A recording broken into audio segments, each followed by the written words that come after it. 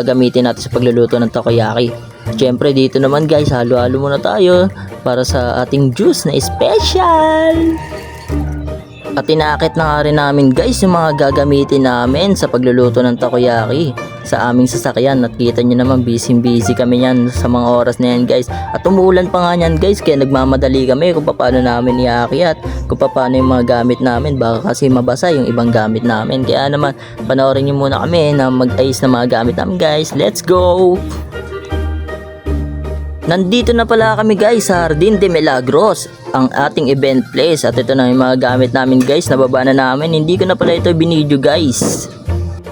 At dito nga guys, kita nyo naman nagluluto na tayo ng takoyaki kasi hindi na natin na-videoan kung paano natin sinet up yung mga lutuan natin, yung mga gamit natin. Kasi nga busy na tayo kasi mamaya nandiyan na yung mga guests, kaya naman nagmamadali tayo sa pagluluto ng takoyaki.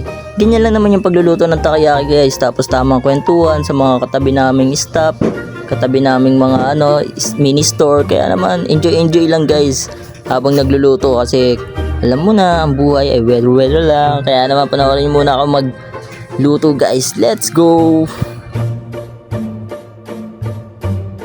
Ito nga pala ang aming cute cart guys, ang Static Events Bicuri Takoyaki. Kita nyo naman kung gaano kaganda, diba, ang setup. At syempre si Madam, sheesh! Static Events yarn! At syempre sasabayan na rin natin ang pag-aabot ng mga takoyaki at juice. Let's go! Yeah! Let's go!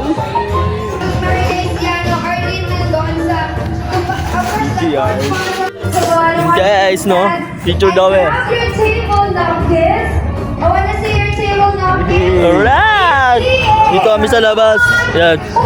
Ayun yung event. Tapos na yung event natin guys. Let's go! So ngayon magpapack up namin. Kasi nung oras na rin, uwi na rin tayo. So ngayon, thank you very much sa panonood nyo guys. Love you all! Shoutout sa